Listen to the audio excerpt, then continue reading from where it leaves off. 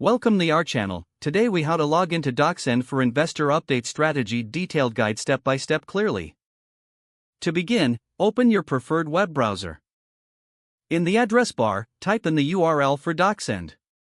Press the enter key to navigate to the site. Once the page loads, look for the login button, usually located at the top right corner. Click on the login button. You will be directed to the login screen. Enter your registered email address in the designated field. Next, type your password in the password field.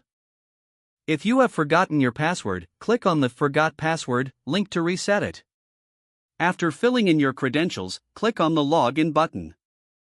Wait a few moments for the system to authenticate your information. Once logged in, you'll be taken to your DocSend dashboard.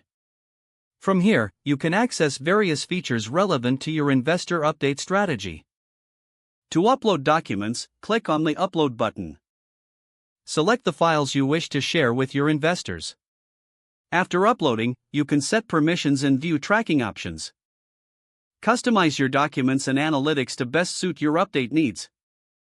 With everything set, you're ready to share with your investors. To do this, click the Share button next to your uploaded document. Copy the generated link for your document. You can now send this link to your investors through email or any other preferred method. Remember to monitor viewer engagement through the Analytics section. This will help you understand which parts of your updates are most engaging. By following these steps, you'll optimize your investor update strategy using DocSend. If the page does not load, refresh the browser or try again in a private or incognito window. Make sure you are using the correct email address, then retype it carefully to avoid small typos. If your password is not accepted, use the reset option and create a new strong password you can remember. Check your spam folder for verification or security emails, then complete any requested confirmation steps. Don't forget to like this video and subscribe to our channel for more step-by-step tech guides.